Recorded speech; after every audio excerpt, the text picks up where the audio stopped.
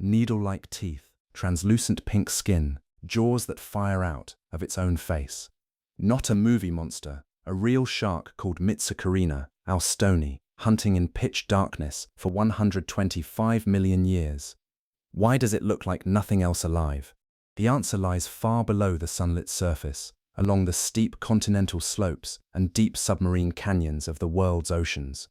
This is a benthopelagic realm, typically 1,000 meters down, where water temperatures hover between 4 and 10 degrees Celsius. In this perpetual darkness, food is exceptionally scarce, and the environment remains mostly closed to human exploration. Here, the intense evolutionary pressures of the deep sea do not favor the sleek, powerful designs of shallow water predators. Instead, survival rewards radical efficiency, forcing a complete departure from the familiar shape of a shark. This evolutionary divergence is immediately visible in the shark's most prominent feature, a long, flattened blade, protruding far past its mouth. Known as the rostrum, this structure is not a deformity, but an advanced sensory antenna. In the pitch-black waters, where eyes are of little use, the rostrum allows Mitsukurina owstoni to scan and hunt without relying on sight alone. The underside of this paddle-like snout is covered with hundreds of tiny, gel-filled pores called the ampullae of Lorenzini. These specialized electroreceptors act like a sensor, picking up the faint bioelectric currents emitted by the muscles of nearby fish, squid, and crustaceans. Even if prey is hidden beneath the muddy sediment, the sweeping motion of the rostrum detects their presence, turning a bizarre physical trait into an indispensable tool for survival. In the light, this sensory snout connects to a body that defies typical marine design.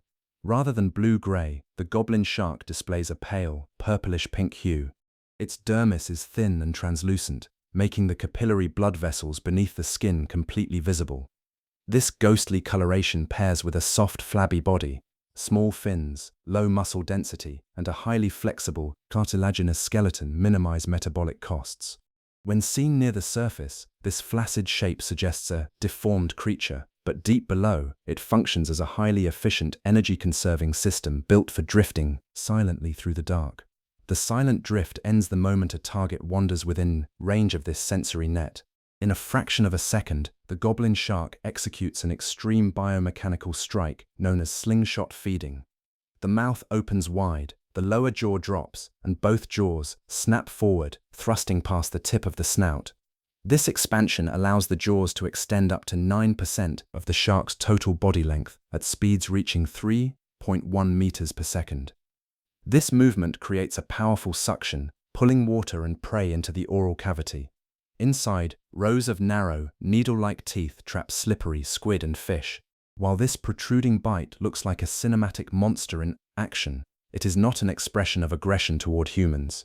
It is an evolutionary ambush mechanism designed for survival. In a dark, cold habitat, where encounters with food are rare, this rapid extension allows a slow-moving predator to capture agile prey without wasting valuable energy on a chase. Unlike the constant muscular patrol of a great white or a shortfin mako, the goblin shark travels through the dark with minimal effort. Its soft body tissue and weak swimming muscles prioritize energy preservation over speed. It drifts silently through the water column, appearing almost lifeless. This absolute stillness is exactly what makes the strike so jarring. The transition from a slow, ghostly float to a high-speed jaw extension happens in less than 1/10 of a second. This stark contrast in timing, instead of active malice, produces the unsettling movement of a cinematic monster.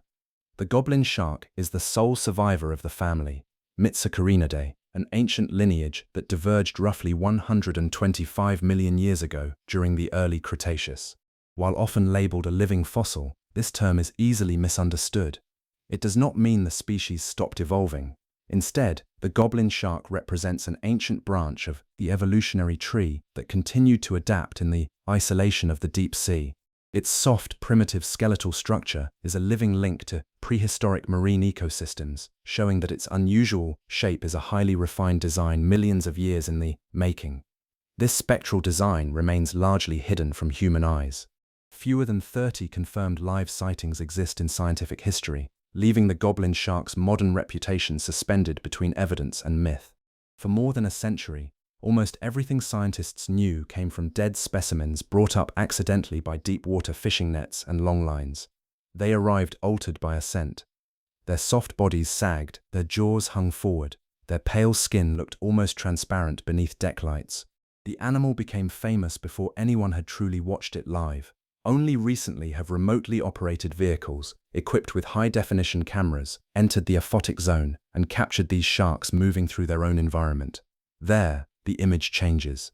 The goblin shark does not rush through the water like a great white. It does not circle, it does not perform, it drifts. Its long rostrum leads the way through the darkness. Its fins move with small economical motions. Its body appears almost loose in the water. Then the jaws move. For one brief instant, the shark becomes something entirely different. A slow animal turns into a mechanism. The face opens, the mouth fires forward, and the darkness closes again. This is why the goblin shark feels so unnatural. Not because it is violent, not because it is a relic that somehow escaped extinction, but because its design reveals a kind of life most of us never see. A life shaped by pressure, cold, hunger, and absolute darkness. Every part of it has an explanation. The translucent skin saves energy, the flexible skeleton reduces cost, the rostrum detects prey without light. The jaws solve the problem of catching something faster than the shark itself. Nothing about it is random, nothing is there for effect. The goblin shark is not a monster pretending to be an animal. It is an animal so precisely adapted to its world that it looks monstrous when removed from it. And that world is still mostly beyond us. We do not know how many goblin sharks live in the deep oceans. We do not know how often they feed. We do not know how far they travel through submarine canyons and continental slopes. We do not know whether the sharks filmed by cameras are behaving normally or only tolerating an unfamiliar light in the dark. The abyss is not hiding old nightmares from us. It is still producing answers we have not learnt how to recognize. And somewhere below the range of the next camera, another animal may be moving slowly through the black water, built around a solution we have never seen before. Subscribe to explore what waits below.